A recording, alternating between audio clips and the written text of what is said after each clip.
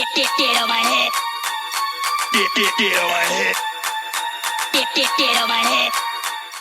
Hello दोस्तों, क्या हालचाल। मेरा नाम है रौनक बख्तरिया और आप देख रहे finance with Raunak YouTube channel.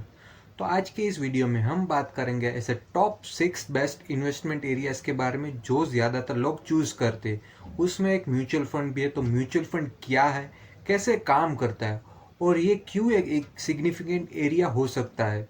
तो चलिए शुरू करते हैं इसी के साथ। तो अभी हम देख लेते हैं सारे के सारे इन्वेस्टमेंट एरियाज जो लोग चूज़ करते हैं। तो पहला तो है सेविंग अकाउंट। सेविंग अकाउंट एक सिंपल और लो रिस्क ऑप्शन है।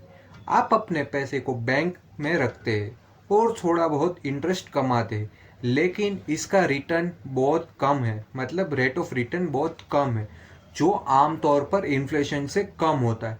इन्फ्लेशन 4 से 5% बढ़ती है हर साल और आपका सेविंग अकाउंट में इंटरेस्ट रहता है 4 से 5%। तो वो कुछ ऐसा यूज़फुल नहीं है, क्योंकि जितना इन्फ्लेशन बढ़ रहा उतना ही आपको इंटरेस्ट मिल रहा। तो आपकी जो करेंसी, आप जो पैसे रखते हो बैंक में, उसकी कोई वैल्यू नहीं है, वो कोई यूज़फुल नहीं है। ना ही वो बढ़ रहा, ना ही वो घट रहा। और दूसरे ऑप्शन की बात कर ले जो काफ़ी फेमस है और काफ़ी सब लोग करते, जो भी लाइक हमारे मम्मी पापा या फिर कोई हमारे दादा दादी जो कि वो एज में वो लोग करते, वो नाम है फिक्स डिपॉजिट। एफडीज भी एक सिक्योर इन्वेस्टमेंट ऑप्शन है। आप एक फिक्स्ड टाइम पीरियड के लिए पैसे डिपॉजिट करते हैं और उस पर फिक्स्ड इंटरेस्ट रेट कमाते हैं। रिस्क कम होता है और रिटर्न थोड़ा ज़्यादा होता है सेविंग अकाउंट से। ये क्यों ज़्यादा होता है? क्योंकि सेविंग अकाउंट में आप कभी भी पैसे निकाल सकते हैं, लेकिन फिक्स डिपॉजिट में आपको एक टाइम पीरियड के लिए उधर पैसे जमा कर देने पड़ते हैं। मतलब उधर डिपॉजिट कर देना पड़ता है। अगर वो टाइम ख़त्म होगा तभी आप पैसे निकाल सकते हैं। तो इनका रिटर्न मतलब रेट ऑफ रिटर्न रहेगा 7 से 8% फिक्स डिपॉजिट। अभी हम बात कर ले रियल इस्टेट की। रियल इस्टेट में प्रॉपर्टी या लैंड खरीदना एक लॉन्ग टर्म इन्वेस्टमेंट होता है। हाउसिंग प्राइसेस वक्त के साथ साथ बढ़ती है, लेकिन इसमें कैपिटल ज़्यादा चाहिए और मार्केट फ्लक्चुएशन भी देखने को मिलते हैं। हम लोग देख सकते हैं कि पहले काफ़ी ज़्यादा रिटर्न मिलता था, लेकिन अभी प्रॉपर्टीज़ में या लैंड में उतना रिटर्न मिलता नहीं है और इसमें कैपिटल बहुत ज़्यादा चाहिए। अब बात करते हैं गोल्ड एंड ज्वेलरी की। गोल्ड और ज्वेलरी में इन्वेस्टमेंट भी पॉपुलर है। गोल्ड की प्राइसेस मार्केट के अप्स एंड डाउन्स के अकॉर्डिंग फ्लक्चुएट करती है। लॉन्ग टर्म में ये अच्छा है, रिटर्न दे सकता है, लेकिन इसमें भी रिस्क है।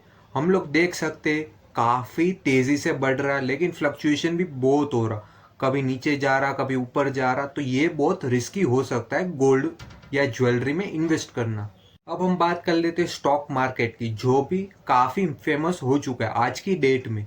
स्टॉक मार्केट में इन्वेस्ट करना हाई रिस्क और हाई रिटर्न का ऑप्शन। आप सब लोग देख सकते हैं काफ़ी रिटर्न मिलता है उसमें से। आप शेयर्स खरीदते हैं और कंपनी के परफॉर्मेंस के हिसाब से रिटर्न्स मिलते हैं। स्टॉक मार्केट को समझना ज़रूरी है, वरना लॉसेस हो सकते हैं। आपको ये पूरी की पूरी नॉलेज होनी चाहिए स्टॉक मार्केट की। कौन सा स्टॉक कैसे परफॉर्म कर रहा, कौन सा स्टॉक अच्छा है, कब लेना चाहिए, कब बेचना चाहिए, ये आपको पूरी की पूरी नॉलेज होनी ज़रूरी है, वरना आप काफ़ी लॉस इसमें कर सकते हैं। अब बात करते हैं म्यूचुअल फंड के बारे में, जो कि काफ़ी तेज़ी से अभी बढ़ रहा है, लेकिन कोई इसके बारे में बात उतना करता है नहीं। ये काफ़ी एक सिग्निफिकेंट इन्वेस्टमेंट हो सकता है। म्यूचुअल फंड आज की डेट में काफ़ी तेज़ी से बढ़ रहा, क्योंकि उसमें आप लो रिस्क से लेके हाई रिस्क तक भी जा सकते। बैंक में आपको जितना मिलता है उतना भी इसमें मिलेगा, और हाँ, जितना आपको स्टॉक मार्केट में मिलता है उतना भी आपको मिल सकता है। ये आपके ऊपर है, आप कौन सी कैटेगरी में, कौन से म्यूचुअल फंड स्कीम में आप लोग अप्लाई कर रहे हो। म्यूचुअल फंड एक इन्वेस्टमेंट स्कीम है जहां आप अपने पैसे एक असेट मैनेजमेंट कंपनी को देते हैं। ये असेट मैनेजमेंट कंपनी आपके पैसे को कलेक्ट करके अलग अलग इन्वेस्टमेंट में लगाती है, जैसे स्टॉक्स, बॉन्ड्स और अदर सिक्योरिटीज। मतलब ये एक असेट मैनेजमेंट कंपनी को हम लोग पैसे देते, जैसे कि हम लोग 2,000 रुपये असेट मैनेजमेंट कंपनी को दिए। उन लोग ने वो 2,000 लेके स्टॉक मार्केट या फिर बॉन्ड्स या फिर कोई भी दूसरी सिक्योरिटीज में इन्वेस्टमेंट कर दिया। तो वो जो इन्वेस्टमेंट करते उनका जो रिटर्न आएगा, उसमें से ये लोग माइनर परसेंटेज का रिटर्न ये लोग कमाते। मतलब एएमसी कंपनी, मतलब असेट मैनेजमेंट कंपनी, ये लोग 1 से 2% वहाँ से ले लेते और बाकी का जो रहता वो हमें दे देते जिन लोग ने इन्वेस्ट किया। अभी हम देखते हैं म्यूचुअल फंड काम कैसे करता है। तो म्यूचुअल फंड में एक मैनेजर या टीम ऑफ एक्सपर्ट्स आपके पैसे को इन्वेस्ट करते हैं। वो लोग रिसर्च करके बेस्ट इन्वेस्टमेंट अपॉर्चुनिटीज चूज करते हैं और पोर्टफोलियो को डाइवर्सिफाई करते हैं। इससे आपको एक साथ मल्टीपल इन्वेस्टमेंट का बेनिफिट मिलता है। मतलब कि वो लोग क्या करते, एक में इन्वेस्ट नहीं करते, काफी सारे स्टॉक्स में इन्वेस्ट करते, जिससे कि अगर वो स्टॉक गिरा तो आपको दूसरे स्टॉक से रिकवरी मिल जाए। अगर ये स्टॉक क्रैश हुआ तो बाकी स्टॉक तो है ना, आप उधर से रिटर्न कमा सकते हैं। अभी हम देख लेते हैं टाइप्स ऑफ म्यूचुअल फंड्स। कितने टाइप के म्यूचुअल फंड्स है। तो फर्स्ट वन है इक्विटी म्यूचुअल फंड्स। ये फंड स्टॉक मार्केट में इन्वेस्ट करते हैं और हाई रिटर्न्स के लिए रिस्क भी उठाते हैं। तो इक्विटी म्यूचुअल फंड की बात कर ले तो ज्यादातर लोग large cap, mid cap, small cap और मल्टी कैप में ही इन्वेस्ट करते हैं।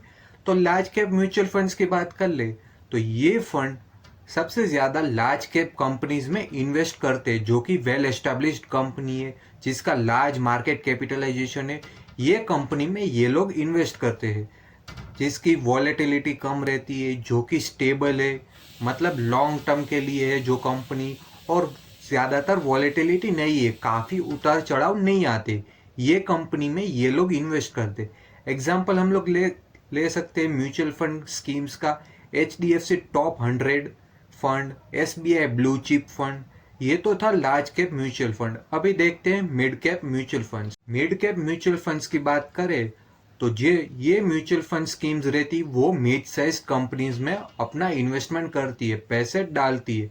ये जनरली ग्रोथ अच्छा दिखाती है और काफ़ी अच्छी तरीके से होती है, लेकिन उतनी बड़ी कंपनी नहीं है लार्ज कैप की तरह।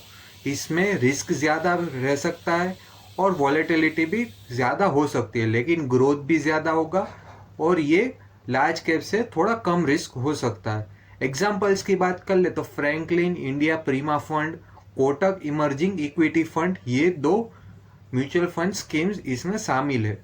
अभी हम बात कर लेते हैं स्मॉल कैप म्यूचुअल फंड्स।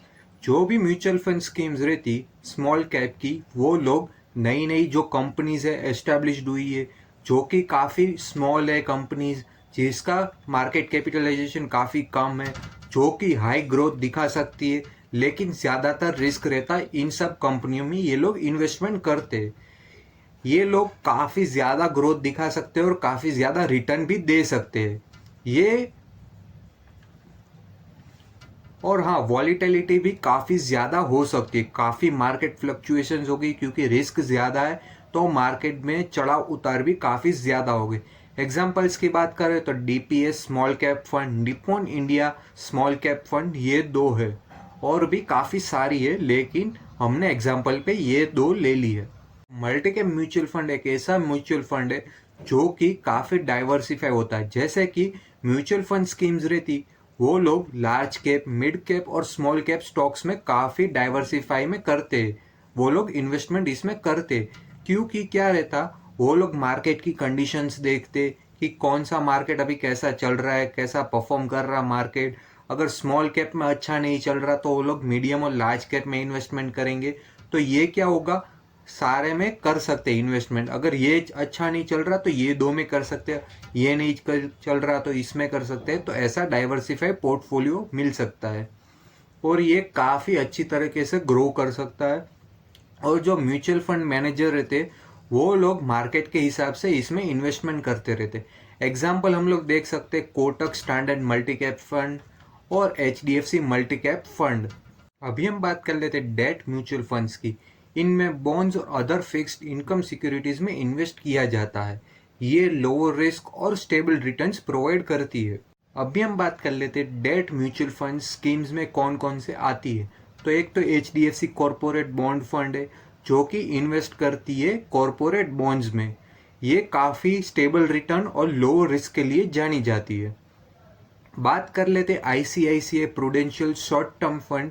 ये शॉर्ट टर्म डेट्स इंस्ट्रूमेंट्स में फोकस करती है।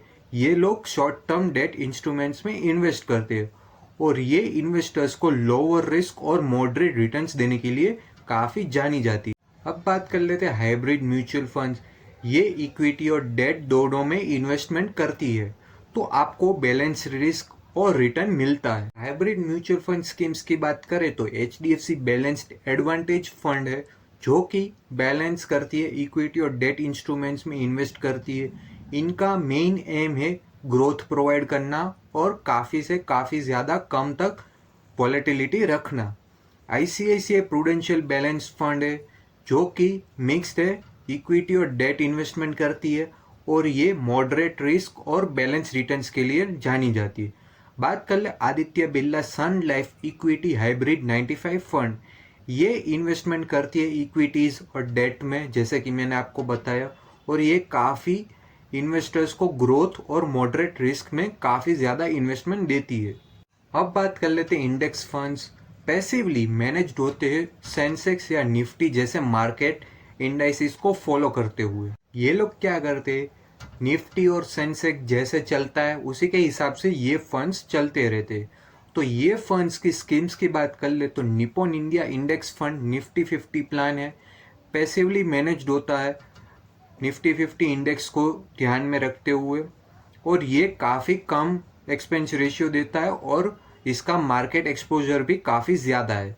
HDFC index fund Nifty 50 plan की बात कर ले तो ये भी निफ्टी 50 इंडेक्स को ध्यान में रखते हुए चलता रहता है और ये काफ़ी कम कॉस्ट है इसका।